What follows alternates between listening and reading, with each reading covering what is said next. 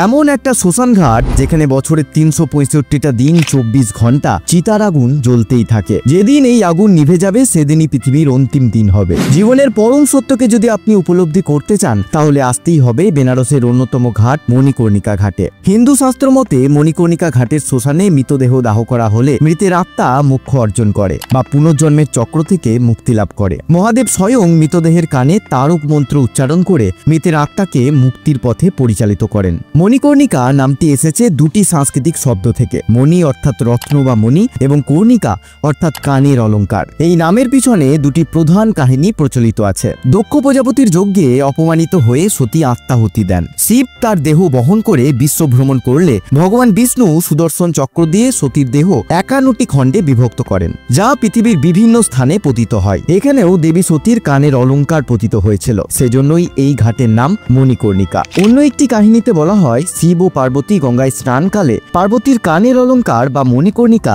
একটি কুণ্ডে পড়ে যায়, যে কুণ্ডটি ভগবান বিষ্ণু নিজে খনন করেছিলেন। এই ঘটনাকে কেন্দ্র করেই ঘাটটির নামকরণ করা হয় মণিকর্ণিকা। প্রতিদিন 200 থেকে 300টি শবদেহ এই স্থানে দাহ করা হয়। বেনারসে গেলে মণিকর্ণিকা ঘাট ঘুরতে কিন্তু ভুলবেন না, আর অবশ্যই আমাকে সাবস্ক্রাইব করে রাখুন, না হলে আমি হারিয়ে যাব।